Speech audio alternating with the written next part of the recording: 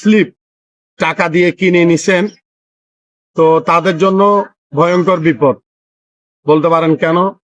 তো যেভাবে হোক কিনে নিছেন, তো আপনারা এইগুলা যখন কোনো সার্জেন, মনে করেন সিটির মধ্যে সার্জেন বলেন এবং ডিস্ট্রিক্টে বলেন, ওনাদের হাতে বললে এটা যে ডুপ্লিকেট, এটা আপনারা ধরা যাবেন 100%।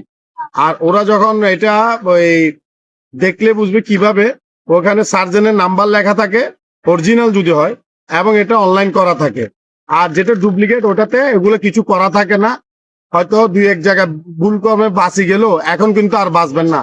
তো দয়া করে যাদের কাছে এরকম স্লিপ আছে তারা গাড়ি বের করিয়েন না, এবং আপনারা গাড়ি বন্ধ রাখেন, কারণ কঠিন বিপদ। কারণ এরকম স্লিপ পাইলে ওনারা ডবল ডিউটি ঢুকাই দিচ্ছে, সাথে সাথে আপনাকে এখন 9 তারিখে যাওয়ার আগে পাঠাই দিচ্ছে, বলকে যাও এবার ডিউটি করাগা।